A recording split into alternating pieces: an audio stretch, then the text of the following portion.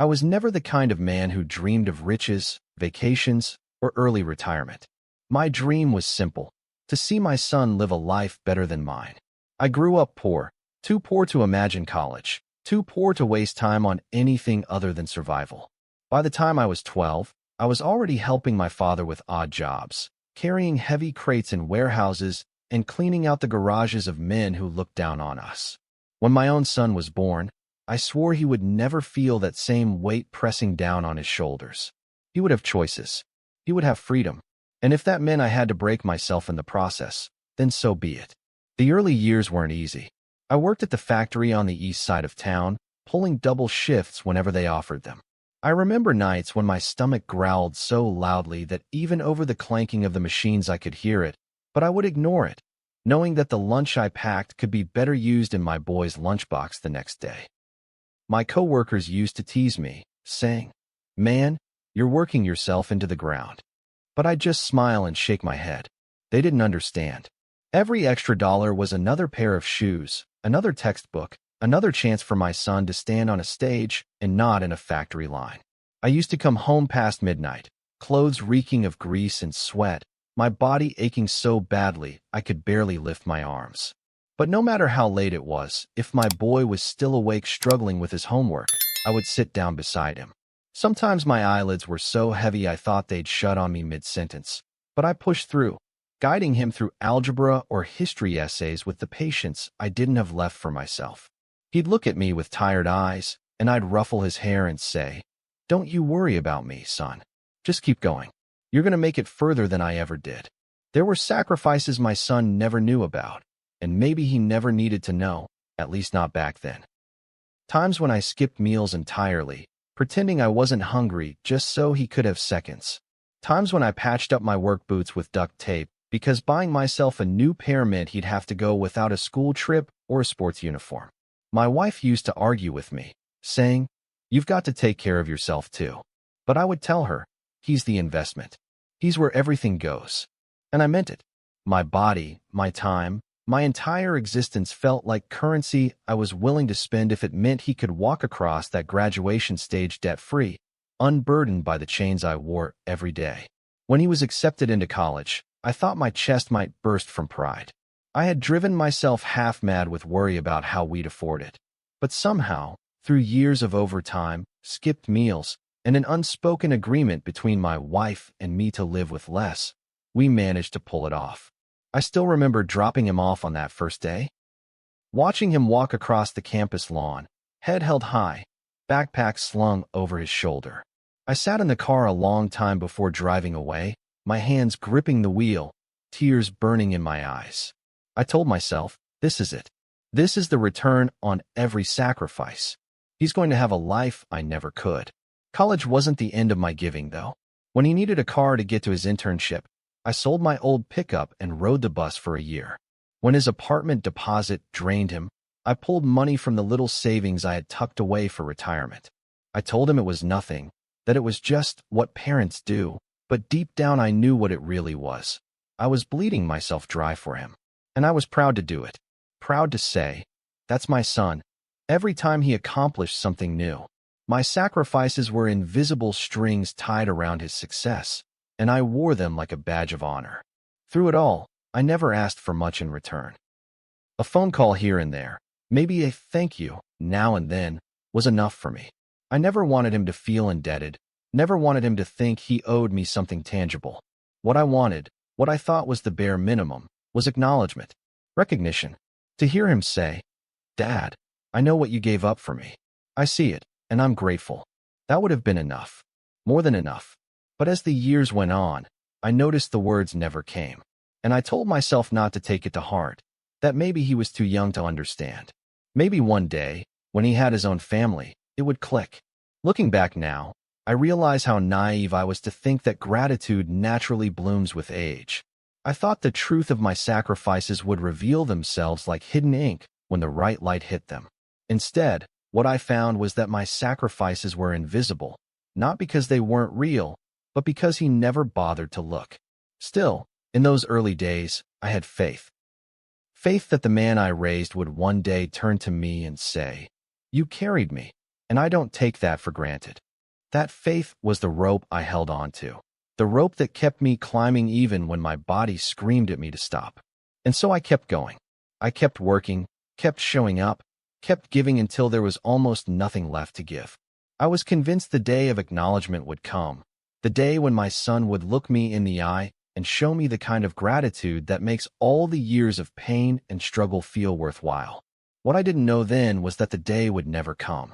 What I didn't know was that instead of standing proud as the father of a grateful son, I would be sitting in a crowded living room years later, holding a coffee mug in my hands, realizing in one gut-wrenching moment that everything I gave had been taken, not cherished. But that night is a story for another chapter. I arrived at the celebration with the stiffness of a man who had spent his life trading his body for time he could never get back, my good shirt tugging at the shoulders as if it still remembered warehouse straps and factory belts. The party was at a rented hall with rented warmth. Amber lights strung across a ceiling too high for any real conversation, music low enough to sound expensive, and servers carrying trays of things too small to be called food. My wife brushed invisible lint from my sleeve and whispered, "Smile, he's excited," while my sister Lena, who had driven in from 2 towns over, squeezed my hand and murmured, "Keep your head, big brother." I looked for my son among the islands of laughter and champagne and found him near the stage, tall and polished, wearing the confidence I once worked overtime to buy him. And for a moment pride washed over me like a kindness I hadn't earned. He spotted me and strode over with that practiced warmth people use when they've become the kind of adult who hosts. "Dad, you made it," he said, gripping my shoulder with a hand that felt more managerial than affectionate, and I told him, wouldn't miss it, even though part of me already felt misplaced in all that polished light. Kara, his wife, appeared at his side in a dress that flashed like a promise, pecked my cheek, and said, "Big announcement tonight. Don't let him act humble. He's been planning this for weeks." I heard the clink of a microphone being tested and caught my own reflection in a window, an older man who still stood straight out of habit, who kept his jaw tight, as if looseness might spill something precious. "You look good," my son said, and I nodded, already savoring the fantasy that maybe tonight he would tell the room he remembered the nights I came home late and still made it to his morning games. The first toast belonged to him, naturally, and he took the stage with an easy grin that belonged to men who never had to hide calluses. "Thank you all for coming," he began, voice warm, charming, the kind of sound that makes people lean forward because it promises a story. "Tonight isn't about me," he said. "It's about gratitude." He touched Kara's back, as if gratitude had a spine, and then he turned toward the table where her parents sat, the father in a crisply ironed shirt, the mother shining with delighted anticipation. "Miguel," my son said, voice steady, "you stepped up for us. You gave us advice when our roof caved in, literally and figuratively, and you introduced me to people who opened doors I didn't know existed." The room hummed, soft and approving, and then my son reached into his jacket pocket and held up a key ring with a tag I could read, even from where I stood. 1451 Crescent Ridge. The applause went off like a small storm. "We bought you a house," he said, and the room rose to its feet around the man who was not me. Miguel covered his face with both hands the way men do when they've been chosen, then stood and hugged my son while people whistled, cried, and clapped as though a miracle had descended in laminate and marble countertops. Kara's mother dabbed her eyes. Someone yelled, "That's how you thank a real father." And I felt the words slide under my ribs like a thin knife, precise and unhurried. Lena leaned in close and whispered, "Breathe," while my wife pressed her fingers into my arm hard enough to leave half moons, her version of a plea. I tried to clap. I did clap. My palms met each other, obedient as soldiers, but the sound died before it reached my ears. I smiled the way you smile when a dentist tells you to swallow. Practiced, resigned, servile to the moment. Inside, I counted the nights I'd worked through flu fevers and back spasms, counted the miles I'd walked home when the late bus didn't come, and wondered what arithmetic of gratitude had erased me so cleanly. When the music returned and the room broke into smaller, happier conversations, My son came down from the stage beaming like the answer to a prayer. He hugged Miguel again, chest to chest, then turned to me with the open innocence of a host distributing favors. "We've got a little something for you too, Dad," he said, as if I were a footnote he had remembered in time. And Kara snapped her fingers at a cousin who hurried over carrying a small white box wrapped in ribbon. "You didn't have to do anything," I heard myself say, the old reflex snatching at dignity, and my son grinned. "It's just a token." I took the box, and the ribbon slid away without a fight. Inside was a coffee mug, glossy and bright, printed with a bold blue message, "Fuel for the legend." The room didn't hush for it. The room didn't notice. But in my head, a silence gathered so deep I could smell the bitterness of it. "Do you like it?" Kara asked, already leaning toward the next conversation, while my son added, "It reminded me of your early mornings. Thought it'd make you smile." Miguel, standing an arm's length away, held the key ring like a sacred relic, guests lacing his fingers with congratulations, and I stared into the empty cup of that mug the way a man might peer into a well that never gave water. "It's nice," I said, and my voice sounded like an elevator settling between floors. Lena's mouth tightened. She had been there the night my truck broke down, had sat with me on a curb at 2 in the morning while I counted out cash and options and promises I couldn't afford. "Legend, huh?" she said lightly, then took the mug from my hands, turned it over, and traced the print as if a different message might be hiding beneath the glaze. "Careful," my wife hissed, not to Lena but to me, because she knew the way my eyes went quiet before a quake. I drifted near Miguel because there is a particular cruelty in watching someone else receive what you prayed for and then pretending proximity softens it. "It's a beautiful gesture," I told him, and I meant it, at least for a full breath. He squeezed my shoulder with a gentleness that triggered something like pity. "You raised a good man," he said, and I nodded. Thinking, I raised a man who learned to give grandly where he felt seen and to keep small the debts that embarrassed him. "He worked hard," I said aloud, which was true and not the whole truth. My son turned toward us and laughed. Miguel practically adopted me when I was figuring out my first promotion, late-night phone calls, mock interviews, the works. Around us, the crowd hummed their approval until someone clapped again, and the sound washed over me like a wave that had forgotten my name. I stepped away to refill my water and steadied my hands on the table because I could feel the old rage knocking like an unwelcome salesman. A young cousin I barely knew slid up beside me and said, "Wild, right?" "A whole house," and I said, "Wild," because men like me learn to keep their faces composed while their insides reorganize into mute rooms. Across the hall, my son posed for photos with Miguel and Kara, 3 bright points of a constellation that did not require the star who burned out a long time ago. When he caught my eye, he beckoned me over for a picture, and I went because fathers go. The photographer said, "All right, family of the hour, squeeze in," and I stood at the edge of the frame holding a novelty cup while the keys gleamed like a sunrise between other hands. When the pictures ended, Kara finally found a minute to face me without a crowd. "I hope you're not taking this the wrong way," she said, her smile tight around the corners, and I tilted my head because I wanted to hear what wrong way looked like from her vantage. "My dad," she continued, he was there in ways that were very specific to our life together. The introductions, the late nights, the real estate advice, it was personal. I thought of the nights I walked my son through calculus proofs at a kitchen table lit by a single bulb and wondered what category that belonged to if not personal. "I'm happy for him," I said, and Kara nodded, relieved to have my permission for something that did not require it. Lena drifted in like a second conscience and said, "Some debts can't be photographed," and Kara's smile thinned, but she left it at that, grateful for any turn toward dessert. My wife tugged at my sleeve, her grip fierce as if my arm were the last rope on a swaying bridge. "Please," she whispered, "this is complicated, and you know he's trying. Don't make a scene." The phrase echoed in me, familiar as a time-card punch. Don't make a scene. Don't make a scene. All my life, I had been the man who folded his anger into smaller and smaller shapes.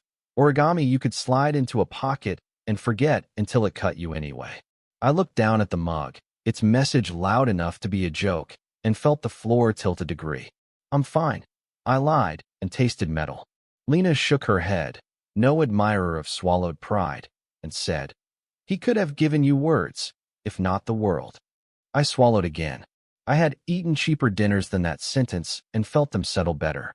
The MC called for one more toast, this one to the parents who set the stage for all this love, and glasses rose around me like a ceremony in a language I no longer spoke. My son took the mic again, searching the room for phrases that would land. "To my father-in-law," he said first, and the crowd thundered obligingly. "To my mom," he added, and she smiled with her eyes wet. He looked in my direction, and for a heartbeat I believed in miracles the way little boys believe in spotless uniforms and clean report cards. "And to everyone who's been part of the journey," he finished, sweeping his hand over the room like a general blessing the troops, and laughter rang out, and the band found a brighter song. The belief died the way small lamps die in big wind, quietly, predictably, with no inquiry about the cost of darkness. I turned the mug in my hands once, twice, 3 times, the way a man studies a tool he has no use for and cannot return. The glaze was smooth, the handle a decent fit. Someone had chosen it with the kind of effort you spend on stocking stuffers. A server passed with a tray of miniature desserts shaped like promises, and I shook my head because sweetness felt like an insult. The music climbed, people loosened, the evening moved on without me. "You okay?" my son asked, reappearing at my shoulder like a good manager checking in, and I said, "Get back to your guests," because I had learned how to help him shine even in rooms where I had gone dim. He hesitated, then nodded, and in the moment before he turned away, I wondered if he recognized the shape of my silence, the old familiar kind, the kind that had always come right before I did something impossible for him. My chair scraped the floor as I stood, a small sound that felt like the earth signaling a fault line, and I saw Lena watch me as if she were watching a ship choose weather. The mug felt heavier than ceramic, heavier than words, heavier than everything I had lifted to make him light. I set it gently on the table in front of my empty place card, a neat little gravestone for a kind of fatherhood I realized I had to bury. My wife's fingers reached for my sleeve and missed by an inch. Across the room, my son laughed at something Miguel said, head thrown back, easy, untroubled. I took one breath, then another, and in that thin corridor between them, I decided what a man like me does when gratitude is replaced by spectacle and a lifetime is distilled into a cup you can buy at any store on your way to somewhere else. I felt the decision arrive in me the way a storm front rolls across a plain, not sudden so much as undeniable, and when it reached my feet they moved before my mouth could shape a warning. I slid my chair back, the legs whispering on the polished floor like a secret I had kept too long, and I stood with the awkward dignity of a man who had learned to make exits small. "Don't," my wife breathed, her nails catching a thread on my sleeve, but I gently freed myself and set the mug down so carefully you'd think I was afraid to wake something. Lena watched me with a sister's x-ray, seeing the old damage behind the new posture, and she didn't plead. She nodded once, the tiniest benediction, as if to say that crossing a threshold can be the holiest kind of trouble. I moved through the celebration like a ghost who still knew the floor plan, slipping between laughing clusters of relatives and coworkers who had practiced admiration as a genre. Someone tried to press a dessert into my free hand, and I shook my head, palm up, the same motion I used to make when overtime was offered and I needed to weigh the family ledger in a heartbeat. The music climbed a little, the singer urging the room toward a soft riot, and I sensed rather than heard the murmurs at my back, the first ripples of a story forming without me. "You okay, sir?" a server asked, eyes kind and professional, and I said, "I'm going to get some air," as if oxygen had been the problem all along, as if the room had not just forgiven the erasure of my name with applause and confetti smiles.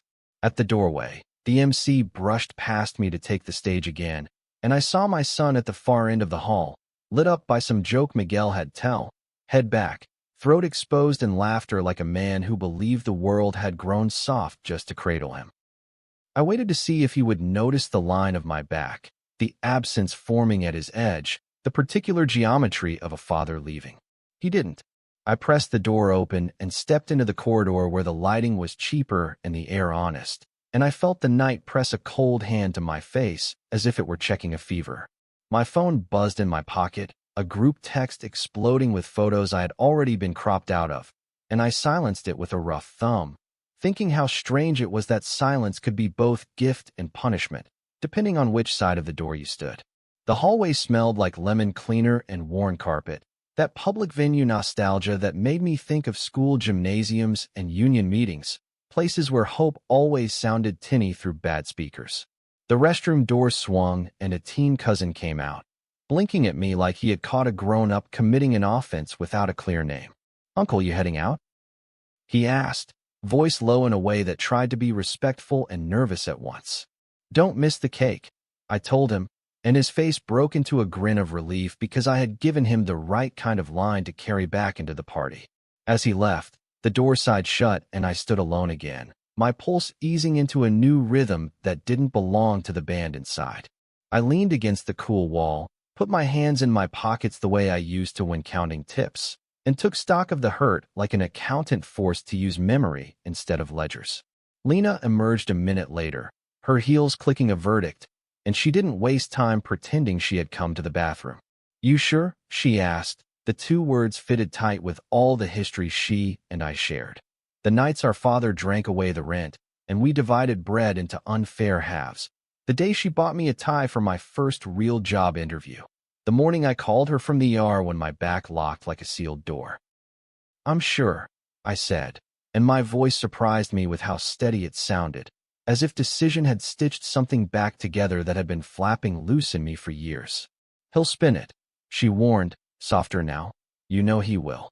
He'll make it about embarrassment, about optics." I nodded because I had already felt the shape of that future buzz through my pocket. "Let him," I said, not in defiance, but in surrender to the only boundary I had left to draw clean. My wife appeared behind Lena, breath tight, apology already loading behind her eyes like cargo on a ship that couldn't afford another storm. "Please," she said, "just stay for cake, for photos, for the part that gets posted, so it doesn't look like." And she ran out of nouns the way people run out of air underwater. Like I left. I finished for her, and she flinched because I had named the thing, and naming things makes them real in ways that can't be negotiated. "This isn't the night," she tried again, tears bright with anger rather than sorrow, and I loved her for always trying to barter with events that refused to be haggled down. "No," I said, "it is exactly the night," and I kissed her cheek, a small ceremony that did not absolve either of us, then stepped past them both while they measured whether love was obedience or witness. Behind me, I heard Lena murmur, "Let him go," and my wife whisper, "He'll regret it," and the words braided themselves into a rope that snapped tight between my shoulder blades and then fell away. The lobby was a cooler geography, all chrome and polite sofas, a place made for waiting and not belonging. The night guard glanced up from behind a desk that looked like a smaller stage and gave me the nod men exchange when they've both worked through midnight and learned to respect departures. "Valet?" he offered, and I shook my head, suddenly allergic to the idea of anyone fetching anything for me again tonight. "I'll walk," I said, although my car was 3 blocks away, wedged into a space I'd claimed with the stubborn pride of a man who will not pay $10 to be treated like an inconvenience. As I pushed through the glass doors, the city stepped closer, its breath a mix of rain and old cigarettes, and I welcomed the uncurated sound of traffic and far-off laughter, the honesty of potholes underfoot. I had left rooms before, jobs, arguments, my father's living room, and each exit had taught me different parts of the same lesson, that sometimes salvation looks like a back turned at the right angle. Halfway down the block, my phone started up again, first a vibration that felt like a memory, then a persistent ringing that insisted on having a name. I looked at the screen and saw my son's face framed by a portrait mode that smoothed the old acne scars I had bought creams for when he was 16. I let it ring 3 times, 4, then answered because avoidance has never been a language I speak fluently. "Dad," he said, voice pitched tight to sound casual. "Where'd you go?" "We're about to do the cake." I stopped walking and looked up at a traffic light blinking red across an empty intersection. And for a moment, I remembered holding his small hand at this very kind of corner, teaching him patience with a game of counting down from 10. I stepped out, I said, my breath clouding a little in front of me, and the silence that followed told me he understood what those 3 words meant in a way speeches never could. "You're not mad, are you?" he asked, the way a man asks if the ground is wet while standing in rain, and I could hear music bleeding from the hall behind him, the crowd swelling like a choir that practiced forgiveness only for the beautiful. "I'm not performing," I said, and he huffed out a short laugh, the offended kind that bristles when expectations go feral. "Dad, come on," he said, "don't do this. Kara's family is here. This means a lot. Miguel." And I cut in because I knew the name would anchor a ship he wanted to keep tied. "Enjoy the night," I told him. "You worked hard for it." And I could almost hear the sentence bounce off the wrong walls. "Is this about the mug?" he snapped then, impatience slicing through pretense like a box cutter, and I pictured the glossy handle cooling where I'd left it, a moon of ceramic on a table that had never learned my name. "It's about a ledger," I said, and he groaned because ledgers bored him unless they printed out as bonuses. "Jesus, Dad, can you not do the martyr thing?" "Miguel," he tried again, and I let the pause sprawl between us until he fell into it. "If you walk out," he said finally, voice hardening the way young men's voices do when they think they've located the power source, "you're making a statement you can't take back." I considered that, turned it like a coin in fingers that once counted tips, and found it true enough to live with. "Then I'll be careful what it says," I answered, and he swore under his breath because I had refused the script where I apologize, where I make the optics tidy, where I clean up the spill I didn't make. "You're embarrassing me," he said, and I could hear the boy in the man, terrified of ridicule, of classmates, of coaches, of anyone who might write him into a smaller story.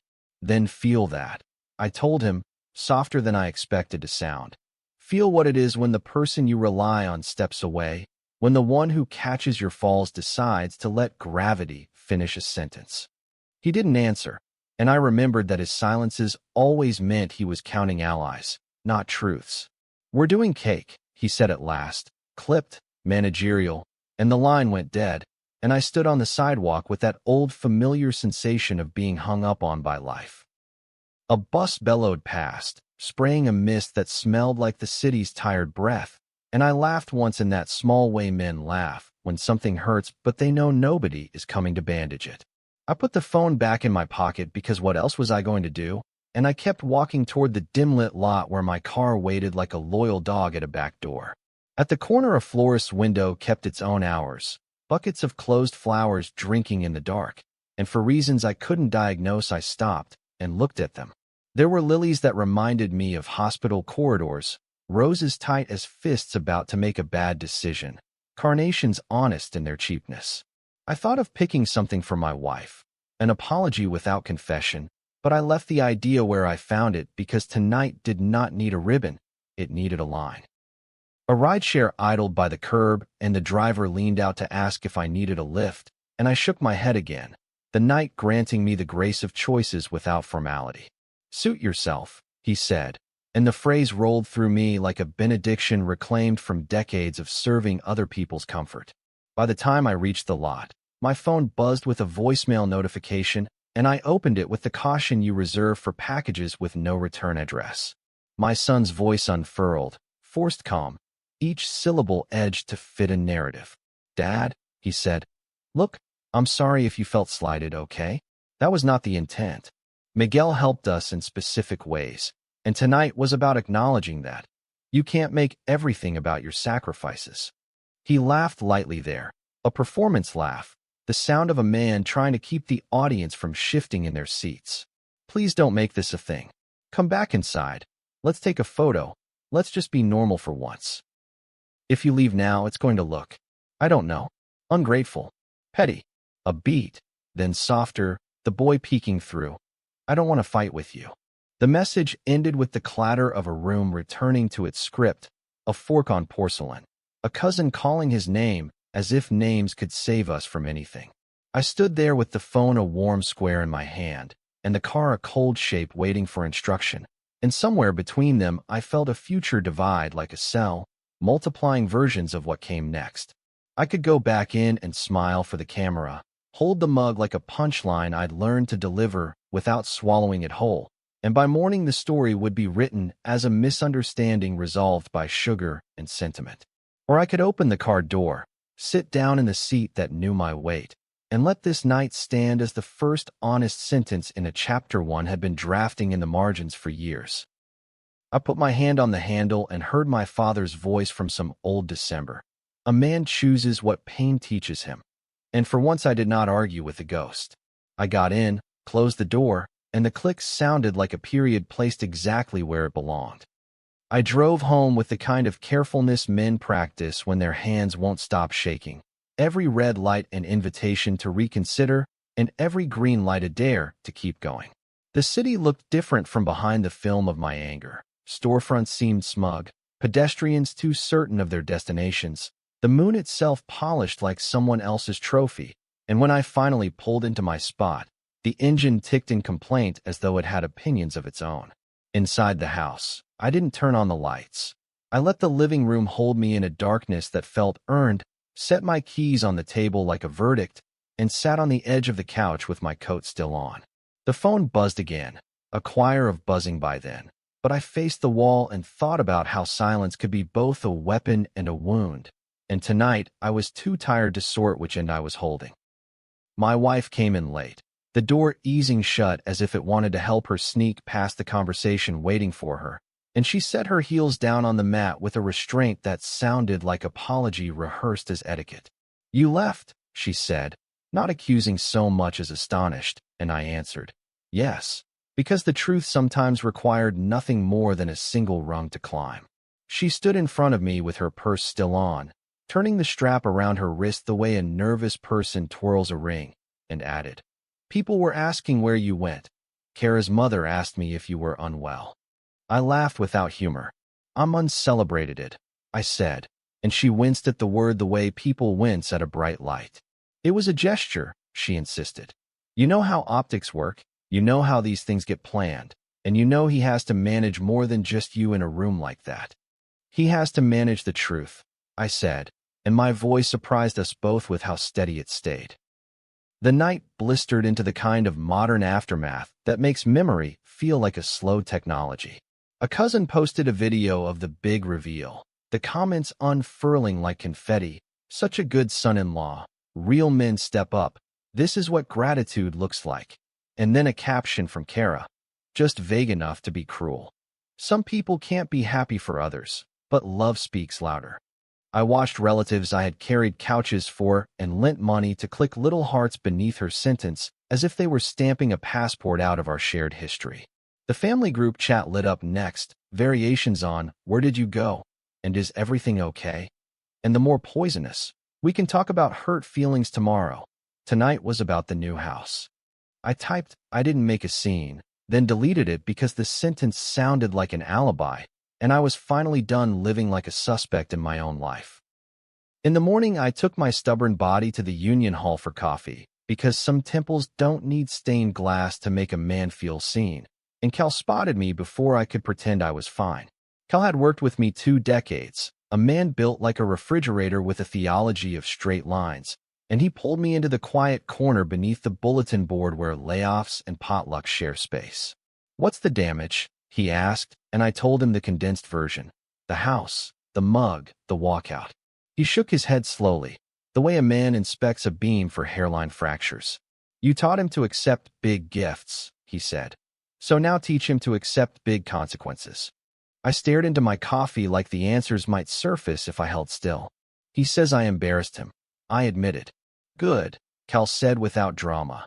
"Embarrassment is the invoice pride gets. He can either pay it or pretend the math is wrong." The phone rang mid-sip and I answered because avoiding my own son made me feel smaller than the anger could excuse. "Dad, can we have an adult conversation?" He opened, as if adulthood were a measuring tape he held, and I had fallen short. "We can," I said, and he exhaled theatrically. "Good. Then I need you to understand you walked out on a moment that wasn't about you." I let the sentence land. It sounded practiced, like something he'd test-driven with Kara. "I walked out on the rewrite," I replied. On the part where I'm a footnote instead of the chapter. He went quiet a second, then shifted to managerial. Look, we can fix this. Come by tonight, apologize to Miguel for the misunderstanding. We take a photo. Hell, I'll even post a tribute to you tomorrow. The words post a tribute slid into me like a splinter. No, I said. No, he repeated, as if the word were a foreign coin. I won't apologize for not applauding my own erasure, I told him, and I felt the line draw itself as I spoke. He tried a softer tactic then, the boy with his hand on the doorknob of my heart. Dad, I love you, okay? But you made me look bad. I pinched the bridge of my nose because that, but, was a familiar gate slammed in the face of reason. Then learn how to look bad for 5 minutes in order to be good for a lifetime, I said, which sounded uncharacteristically tidy, even to me. You always make it moral, he snapped, dropping the pretense, when all I'm asking is that you stop turning things into tests I'm supposed to pass. I'm done testing you, I answered. I'm setting a boundary. Silence split the line again. Then he said, crisp and final, if you're not coming over tonight, don't come by at all until you figure out what you're doing, and hung up, leaving me with the dial tone's old-fashioned honesty about endings. Kel watched me pocket the phone and raised his eyebrows. I shrugged. The human gesture for, I cut the rope and the boat drifted. Lena arrived at the house that afternoon with guilt groceries, rotisserie chicken, a loaf of bread, the good lemonade, and the way she arranged everything on the counter felt like a rescue performed with napkins and knives. You look like a man who swallowed a chandelier, she said, pressing a fork into my hand. All wires and glass. We ate standing up the way our mother taught us when chaos had no chairs, and she asked, what's the plan? I told her I was thinking about writing him a letter because paper doesn't interrupt. It simply sits there and demands to be read or ignored with intention. Do that, she encouraged, but don't bargain with your dignity inside it. I tried not to, drafting sentences like scaffolds. I won't perform gratitude for a ceremony that edits me out, then tearing them up when they sagged under the weight of love. We washed the dishes in a quiet that felt earned, and at the end she tucked a 20 into the cookie jar, a joke so old it held us stable.